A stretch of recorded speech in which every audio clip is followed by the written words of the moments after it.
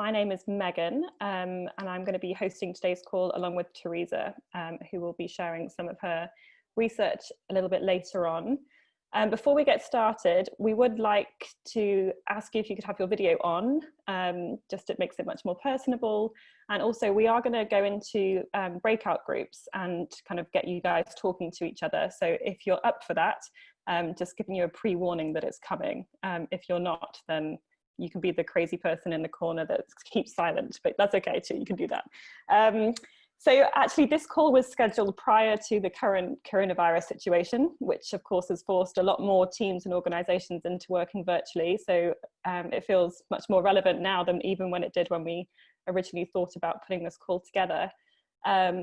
For those of you that don't know, RISE is a consultant community that engages consultants working in the field of leadership, management, and organizational development. And we work together on projects with clients. We're actually a virtual community ourselves. So the way in which we connect and communicate with each other across Europe is through different virtual platforms. And we also actively encourage our clients to experiment with a mixture of in-person and virtual ways of working. So we've had about 6 years of experience of kind of working with this hybrid approach. And so hopefully we have some experience and expertise that we can share with you today on this call.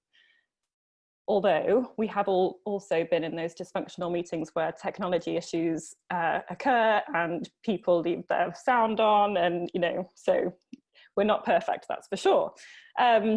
So yeah, today we'd like to get you to chat about or start to make sense of your own virtual team experiences. And then Theresa, who's been doing some research on virtual teams for multiple years, will share some of her insights that she's had. And then we'll get into a conversation which hopefully people can kind of ask some questions and get some insights on. One thing to say is that we don't believe we have the answers, especially given the uncertainty that we're all finding ourselves in right now, but hopefully together we can kind of share some of our insights and try and make sense of what's going on for us. So we're hoping it will be an engaging conversation. I think that's it for intro comments. What we're going to do is have 10 minutes just in breakout groups, and if you haven't used breakout groups before, you're going to have an image flash on your screen which will say join breakout room in a moment, and it will be groups of 5 or 6 people.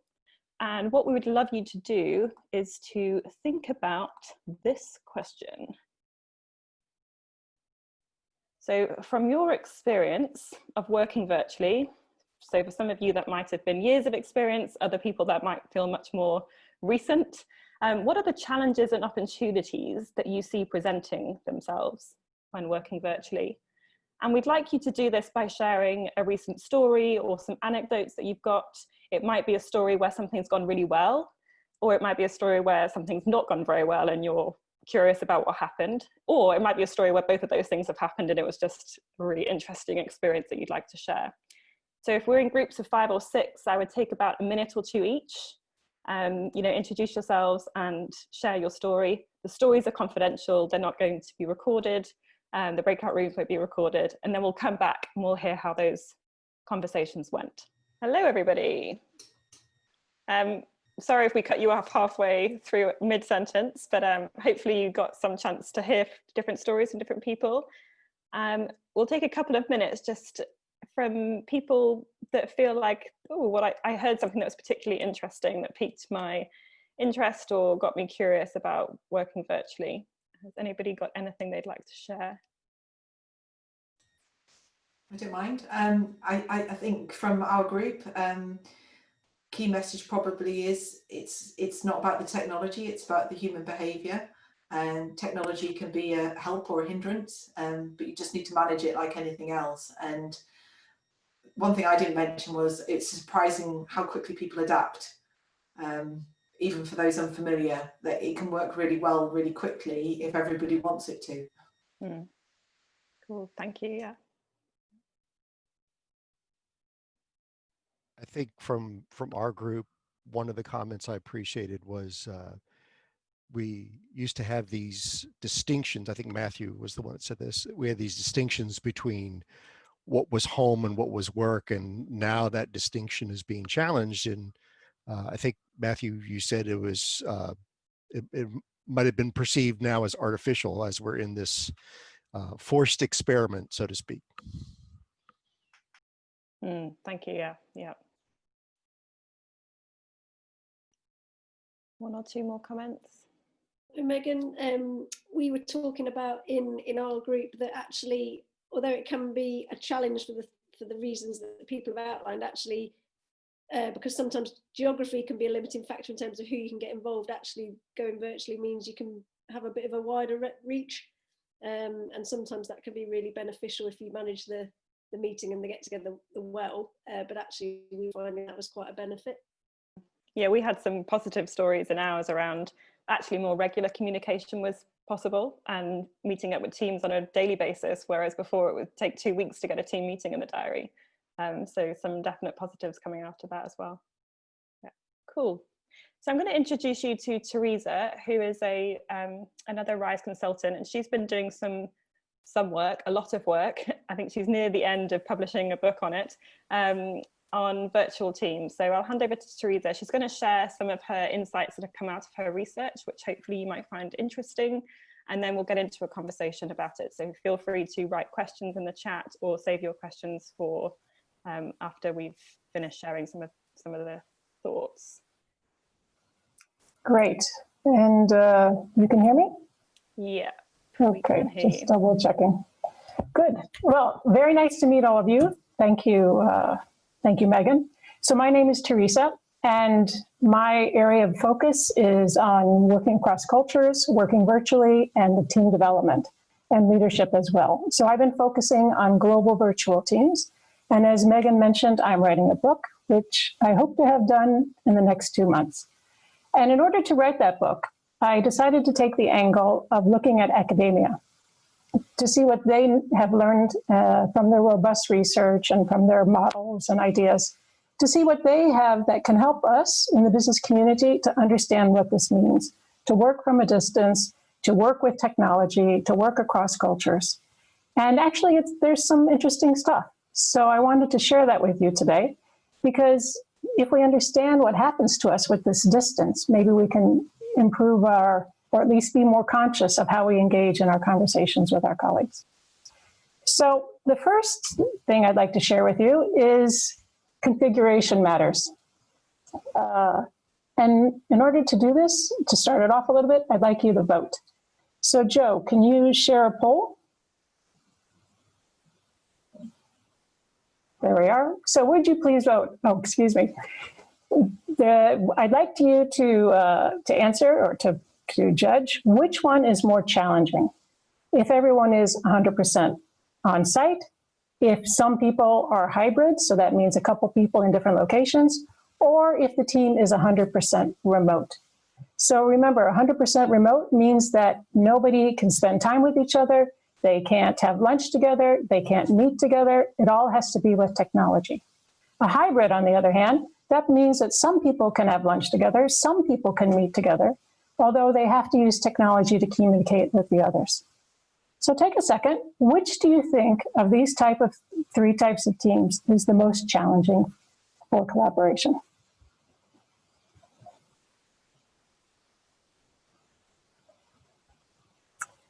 So, Joe, will you show the results? Do I have to stop sharing? There. Ah, great. So this is quite a wise group, because I must confess, when I do this with a lot of groups, they usually think 100% remote is the most challenging, just because nobody can see each other. But the advantage of 100% remote is that everyone has the same experience. These hybrid teams are, in fact, really challenging because people form cliques by location. And you also have some other dynamics coming in. For instance, majority, minority. Where is the team leader? Who's with him or her on location and who's not? Information sharing is very much impacted. So when we're starting to think about working virtually, the first thing we really need to think about is where is everyone and how does that impact how we engage with each other? Now, let's be honest, right now, everyone is 100% remote because this is the crisis the situation that we are in. But I think it'll be interesting to see when these hybrid teams, which are now remote, return back to being hybrid. I wonder what the impact will be in this big experiment that we're in. So I'd like to share with you something interesting regarding humans and distance. We think of things that are far away as being very abstract. So if you think about your agenda, think about a day in July. You probably kind of have an idea about it, but you don't really have any emotional tie to it yet, and you're not quite sure how it's all going to go. But tomorrow, you know exactly what you're going to do. You know where you're going to be, how you have to prepare, who you're going to speak with. Things that are far away are more abstract. Things that are nearby are much more in detail. And we do this with people as well. So my colleagues that are nearby, she was on time today. I really enjoy Sue. She's a lot of fun. He was a little angry in the meeting, but he's usually not like that. My distant colleagues, Spanish. We think of our distant colleagues as much more abstract, not as unique as we do with our local colleagues. And this can be a bit of a problem because to begin with, we feel a distance. We don't really connect very easily with our distant colleagues. But it can also turn into a bit of an us versus them at a very bad stage. Because them over there, they are different. And my colleagues nearby were very similar. And actually, when I spoke to my colleague this morning, he also has trouble with those people over there. So you can see how this abstract image that we have of our colleagues that are far away can really impact how we feel about the others and how we communicate with them as well, and our engagement and our interaction. One of the ways, of course, is to build that social closeness so that we can get away from this psychological distance and this abstract descriptions that we have and start to build closeness with each other. One way is to work together. So for instance, if you had 2 people in one location and 2 people in another location, and you had 2 tasks, it might seem logical just to assign 1 location per task. But if you want to build the team and you want to address this abstraction issue, in fact, we would have interdependence across the locations. That may sound counterintuitive, but actually it is something that we need to consider if we really want to create a team that's virtual together.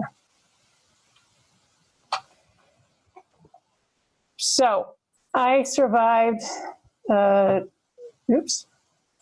survived another meeting that should have been an email. We've all been there. And the other way around, this is an email that should definitely be a meeting. When we're working virtually and remotely, the tools we use can really impact how effective and efficient we are and how we engage with people as well. And I'd like to explore that a little because technology is a key part of working virtually.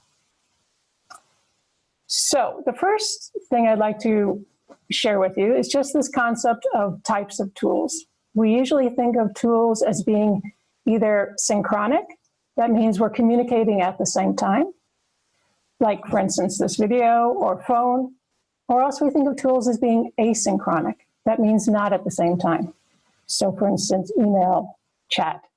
So that there's a communication happening, email, and then later, with a delay, I can read it and then respond. Now, what's also interesting is this idea of media richness. So that media richness means that the amount of information and cues that can be sent through information, excuse me, through the technology. So for instance, video has a lot we call very media rich because there's much information I can share, you can see, there's many cues that are being sent across this tool. Whereas email is very unrich. It's not very rich media type. And we try to include, for instance, emojis to give it a little bit more richness. But right now, it's we consider it very media low rich. Now, what's interesting about this is when I go back to that idea of abstraction that I just shared with you, that colleagues far away we consider more abstract. The type of tool we use can impact whether we become closer with that colleague or not. If we have a rich tool that we could use and we choose not to, then we're sending a signal to our colleague that in fact we don't want to get close. We want to maintain this distance. So for instance, if we are in a call, a video call, and we don't turn on the video, then we're sending a signal that we just want to maintain tasks, deliverables, just agenda, and we don't want to become closer with each other and talk about deeper things. So interestingly, the technology we choose to communicate can have an impact on how close we can come when we're working far away from each other. But there's also this idea of which tool should we use when. So this concept of task technology mix. Because what we see is many teams, or many people as well, just use a few tools. And in fact, they're not the most effective for the type of communication that people want to do and for the whole collaboration within the team. So one idea is to think about what type of tasks do we have and which types of tools would be most appropriate for those types of tasks. And I use this concept of synchronicity you see on the left side, but also this idea of convergence, meaning that we need to come together, we need to share ideas, we need to speak, we need to open up our ideas and communicate. Or this idea of conveyance, where you just need to receive a document, read it at your own leisure, digest it, and then do what you want. So when we're thinking about task technology mix, it's interesting to think about then which tools to use when. So for instance, something like data sharing. Clearly, we don't need to talk about it, put it on a team site, I can read it later. Low synchronicity. We don't have to have a video conference for data sharing. But then something like project update. What kind of tools might that be appropriate for that?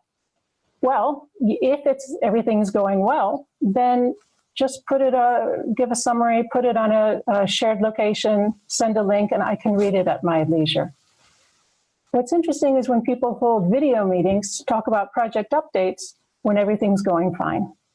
That is, people get bored, they get disengaged, and they're kind of wondering, why am I here? When that meeting could have been used for, hey, what lessons have we learned because everything's going well? Or how do we want to think strategically in the future since everything's going well? But if the project is struggling and there's some things we really need to talk about, then use that time with a video or with a synchronic type of communication. So as we go through, this is a nice chart or a nice structure, let's say, for a team to start to think about which tools get some agreement and collaborate more effectively with the tools they have. But there's a lot of caveats here. I mean, you're going to learn as you go. Not every situation and context is unique. It's just to get a conversation going to be more effective with the tools that we're using. Okay, so I've shared some concepts that affect when we're working virtually before the crisis. But now we are in this big experiment together. People have been moved from their offices and asked to now turn their homes into an office, and their colleagues are their children, and they're sitting on washing machines or at the kitchen table. It's a whole new world. And it's a bit shocking, let's be honest. So we're trying to kind of figure this out together. What kind of personal practices are working? What kind of personal space setup are working? Oops, excuse me. How can we figure this out? Because it's not going to end, at least not right away. Who knows how long? I have no idea. But it's interesting to start sharing some of these lessons that we're learning or some of these best practices that we're finding work really well for us. So I'm going to take a moment here and maybe this is a time that we can start sharing some of these ideas that seem to be working for you, or maybe some of the struggles you're having as well.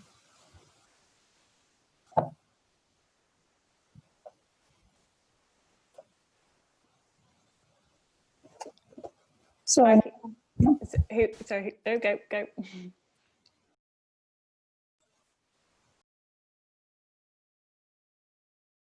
Okay, I can kick off with one. So I've been working at home for a long time, and something that I quickly realized was I actually just need to get up and get like shower and get changed in the morning as if I was going to work. And that doesn't mean wearing work attire, but I definitely find the days where I think I'm being lazy and wearing my pajamas and think I'll get away with it, I just feel so sluggish during the day, and I definitely don't get as much done, or the quality of my thinking isn't as good. So there's definitely like a personal practice around the routine in the morning around how I go to work, even if it is, you know, into my office or onto the kitchen table, which is something I try to share with others.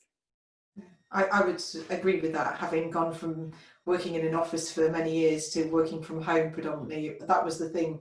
The habits you don't know you have going to work is a real change, where you don't quite have the same imperative to get up at quite the same time. A really practical tip I read, which I've tried ever since, which is very small, which was to make your bed in the morning. Because if you're at home and struggling to focus, that's very small but little task you can definitely do, and just psychologically pleasing. And it's a very small thing, particularly if people are working out of a bedroom in some cases now, because they weren't planning to be working from home. Don't necessarily have a home desk space or something like that. I think it's about creating some sense of barrier, so you know, you don't go on forever even though you're working at home. You know, you get a natural break if you've got to commute. I actually include a commute. I go for a walk in the morning. I get ready, do the whole makeup, everything, and then I go for a walk and come back, and I have a different space. I'm lucky that I work from home all the time, so I do have my own space. And for me, that space thing is really important. And the little walk, even if it's just 10 minutes, the two together, there's a break between work and home. Otherwise, I find that I carry the stress with me everywhere. Actually, for me, it's not so much the commute, but it's really planning for breaks, because like the 2 first years, I was so impressed by how efficient I was, because my office is next to where I can do the laundry. And so in between 2 calls, I could empty the machine.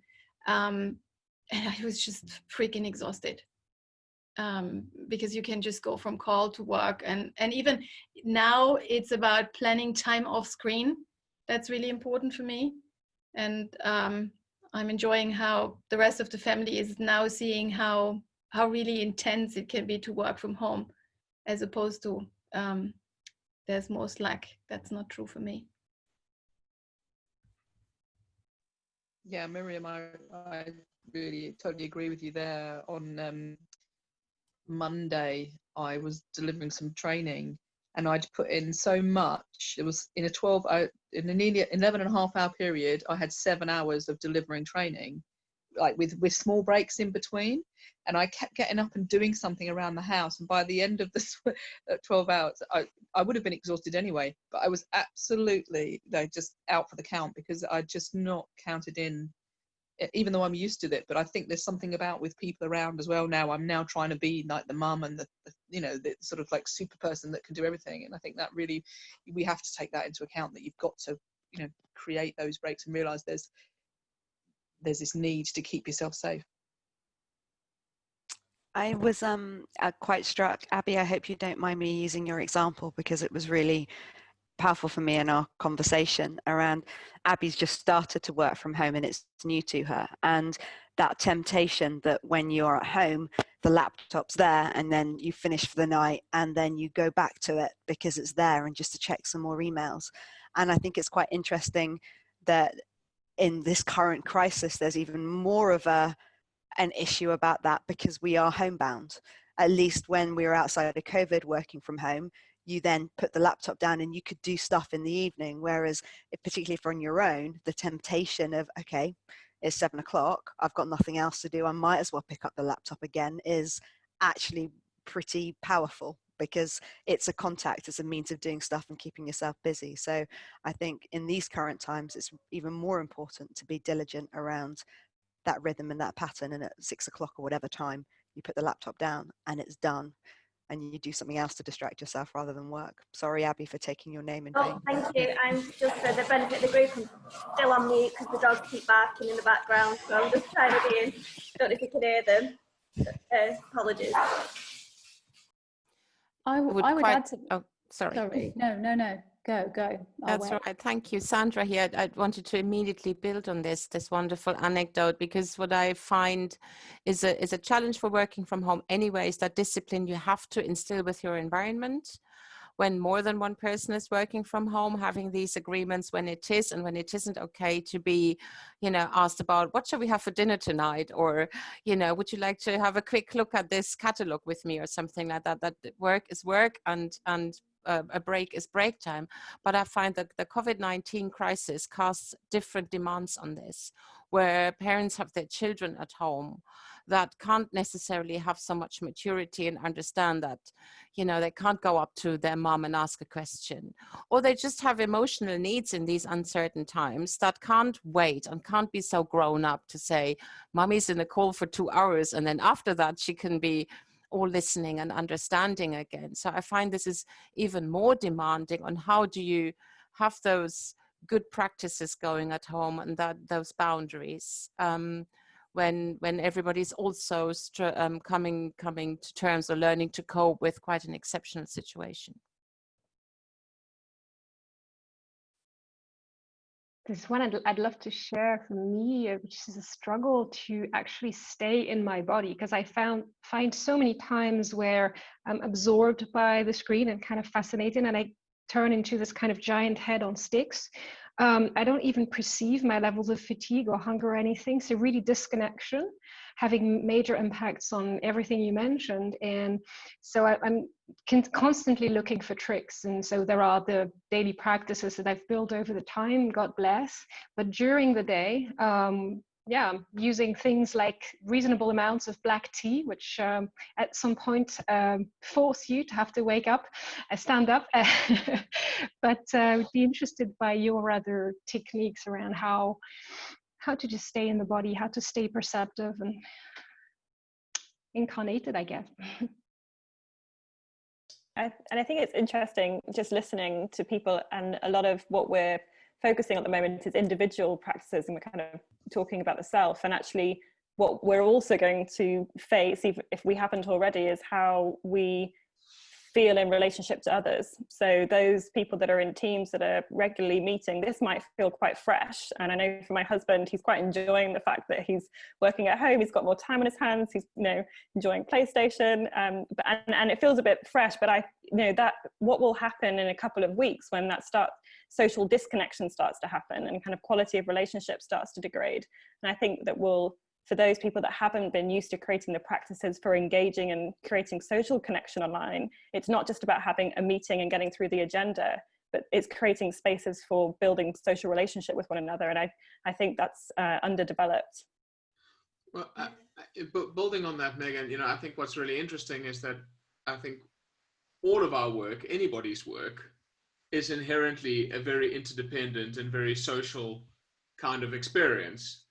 And it's easy for us to feel disconnected from that when we're physically alone, but it doesn't mean that it's not the case. And like you're pointing to, I think for people who've gone from being fully co-located to being fully remote, there's something incredibly disruptive about that. Their normal kind of ways of sustaining that sort of social engagement have kind of broken down, and there's an opportunity now to kind of explore what new kinds of routines and new kinds of habits can look like in terms of how we connect and how we work together with people. But I think beyond that, and I think other people are speaking to this, I think what we're also discovering is a bunch of different kinds of social contexts that normally we are able to keep relatively separate from each other, kind of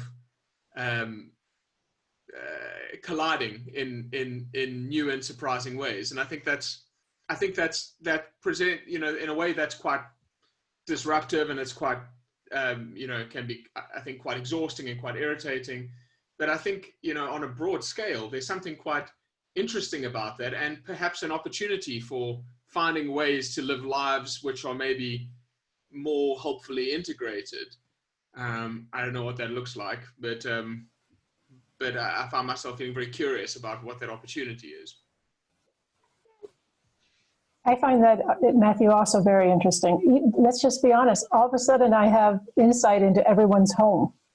So there's a breaking down of some sort of barriers at work. You know, I would keep some sort of formal, but now the fact that the children are here, I need to let you know because it's distracting me, and I don't want you to think you're distracting me. They're distracting me. So there's some openness that's happening that could be very interesting to see how we bring that back when things go, when this crisis starts to end. Okay, so we were thinking now of a Q&A. Anyone have any questions or comments or reflections that perhaps they'd like to share just in general?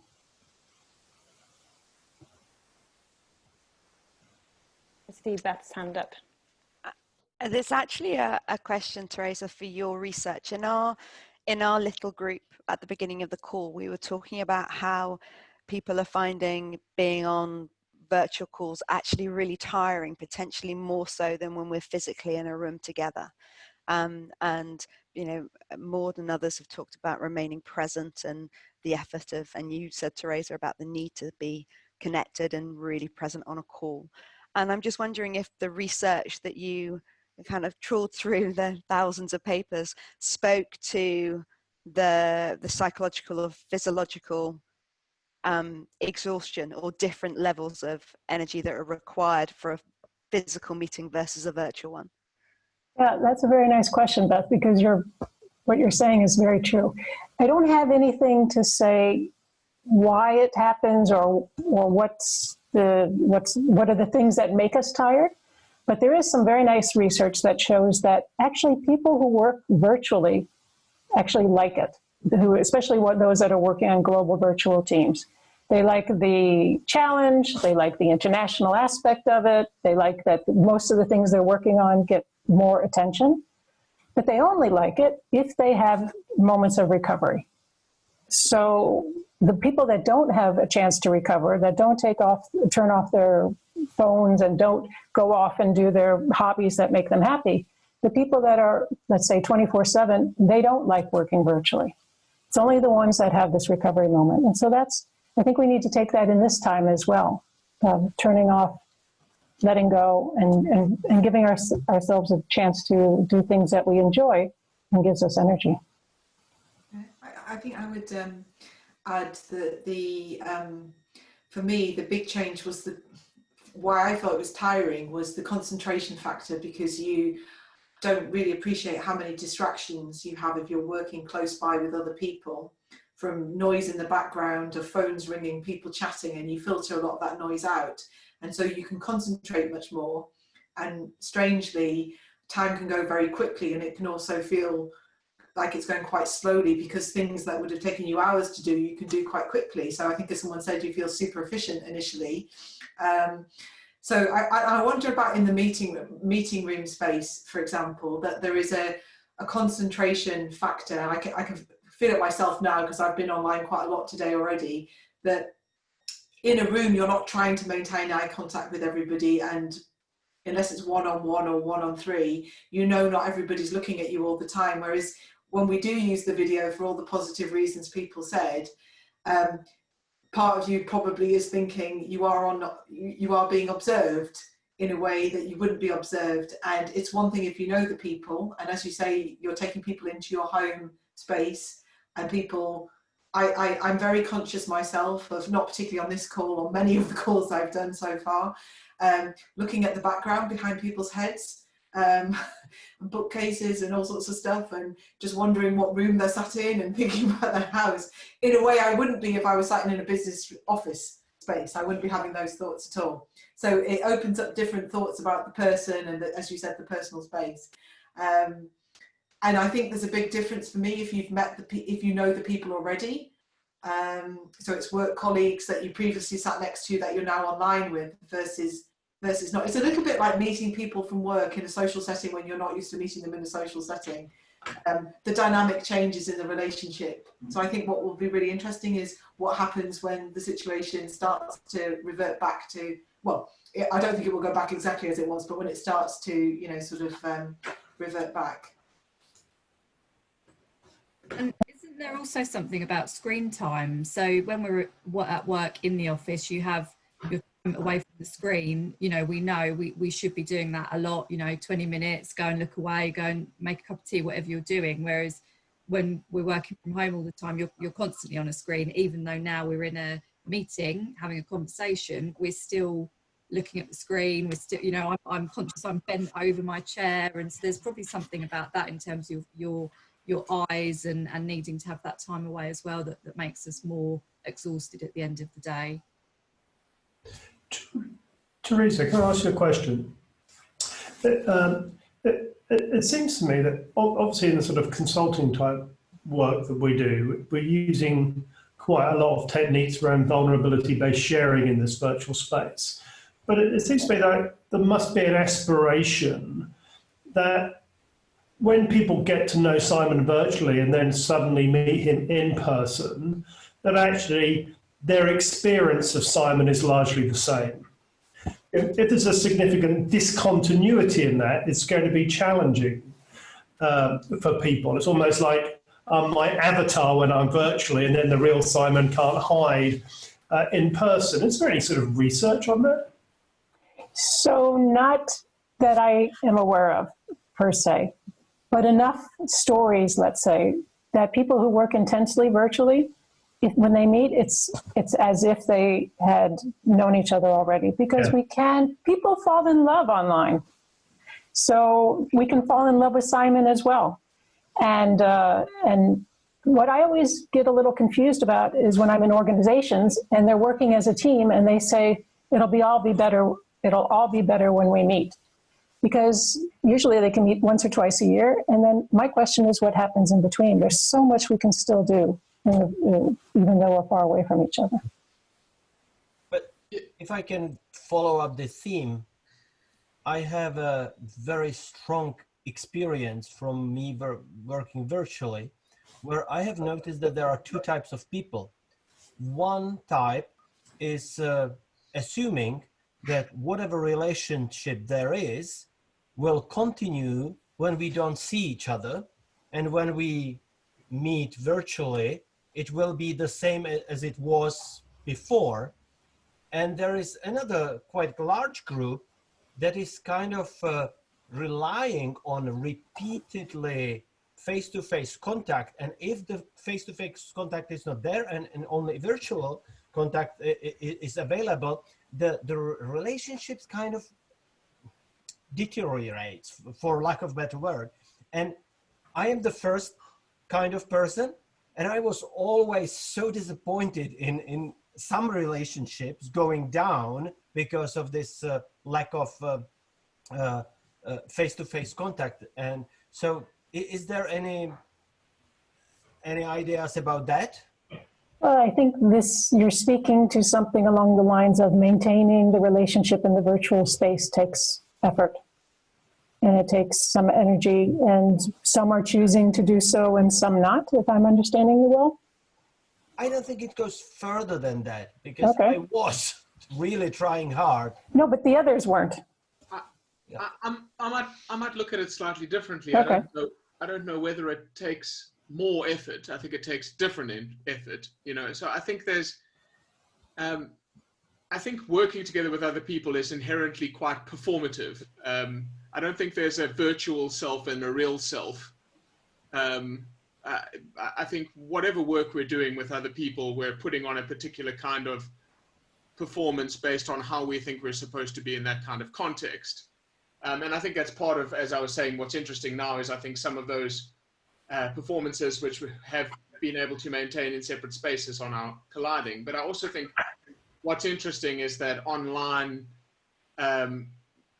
we're able to control that performance in ways that we're not able to control it in other places. We're able to, because this physical space is different for a start, we can, you know, only show people a part of us, literally. We can control the amount of time that they see us for, you know, the angle that they see us from, and all of these kinds of things. So I think it means that there's a very different type of performance, but it doesn't mean that we're any less of ourselves in the midst of that. And I think just because people, I think what you're talking about, Thomas, has got a lot to do with the habits that people have. That people have very strongly developed habits around how to interact and sustain relationship when they meet in a particular context, and less developed habits about how to do that in other contexts. And so there's, you know, there may be, for varying reasons, limited willingness to stretch themselves into learning to do it in a different way. Mm. And I have Geeta. I have a raised hand from Geeta. If I've got time, yeah. I suppose I noticed myself in all the questions, just then zooming into my experience here on this call with you guys, and going back to something that Nicola raised in our first breakout group. Nicola, I can't see you. Where are you? Oh, there. And really what Nicola was sharing was just that the experience of when we're trying to do something with a group virtually, what changes and how can we read the room? And I suppose, Theresa, I'm interested to hear from others in what changes and almost what stories do we start to make up? Because Nicola and I on the group were talking about how, you know, we notice these little things happening. Like you might have seen me checking my phone halfway through. Are you thinking I'm disinterested? What the stories we make up, and how do we make sense of what's going on for a group, and therefore build this sense of connection that I think many of us are trying to do in different ways in our different businesses. So yeah, any thoughts on that would be awesome.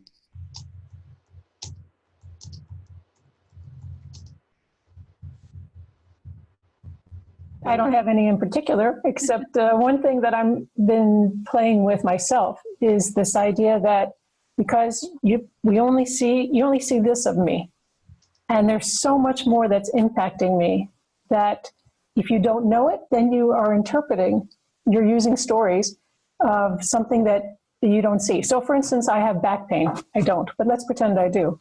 Then it'll impact how I am expressing myself. And you'll go, what's wrong with her? She's so mean today or something. But if I tell you I have back pain, then it's a different conversation. And if we were sitting next to each other, you would see that I have back pain. So there's something about having to sharing more so that you can understand what I'm bringing to our conversation. This is something I'm playing with the last couple of days. Yeah, and that's interesting. That's kind of where we got to in our mini 10-minute group, was asking the question, do we just need to be more frank, which can be uncomfortable depending on our cultural background or what we're used to really spell stuff out that we don't, I think, feels less important in person. And if I may, sorry, in my personal experience on this is that when you're leading a virtual call and then you're leading a team, you need to pull people out. You need to draw this out of people. You need to really pay attention to the body language that you can see, and ask, are you okay? Did you have something to say? You need to be a bit more, what's the word? Formal maybe, or proactive in the way you're managing the group, if that makes any sense. Elizabeth, it makes a lot of sense. And in fact, what I'm starting to encourage with people teams I'm working with is that the beginning round robin includes 2 questions. How are you physically? What's happening in your physical space that helps us to know? And how are you emotionally? What are you bringing that we need to understand? And instead of trying to pull it out, encourage them to offer it in the beginning. And that's why the video is so important. Because if you don't have the video, you don't see. You haven't even. And I was going to, I'm sorry, I didn't mean to cut you off. Go, Mark. So I was going to add to, and Simon was hitting on something similar in chat.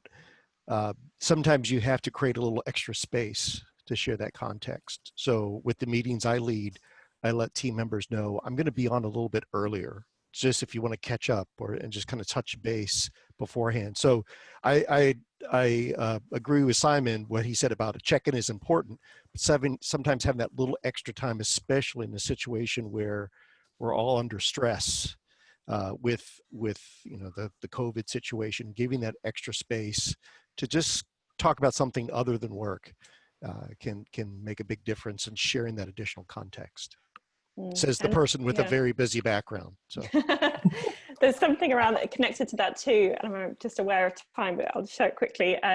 Often when we attend virtual meetings, it's for a purpose. There's an agenda, there's something we're talking about. Whereas when we're in person, there's the kind of lax time in between meetings and the kind of hangout space, and we lose that when we're working virtually. And so we have to be much more intentional in creating those kind of hangout spaces. So saying kind of, I'll be around afterwards, or I'll be around before, or last week, we had our RISE gathering, which is supposed to be kind of a 3-day in-person retreat, and we made it virtual, and we experimented with kind of we actually called it a Corona Cafe, just to kind of play on the times right now, but we just made it like just come and hang out and have a drink, a glass of wine or a beer or coffee, and let's just chat about nothing. Because how often do we come to a virtual meeting and have no agenda or no kind of purpose behind why we're going? And then that was quite a fun experiment to do. So you could try that as well with your teams. It's probably because we've all been trained for years that a meeting is a meeting and an agenda is really important, and do not waste time in the meeting. You have to be structured, whereas virtually you need to have space for the unstructured. Mm. Mm. I'm sensing that we could talk about this for a lot longer, but I'm also aware of the time, and I do like to respect people's time, so I will close up the session. Thank you very much for joining us, and if anything that we've spoken about has intrigued you, we do love to keep chatting to people, so give us a message. We're available kind of online, and would love to continue conversations. So good luck with all of the current challenges and how you're adapting to it with all your various businesses, and hopefully we can get through this together.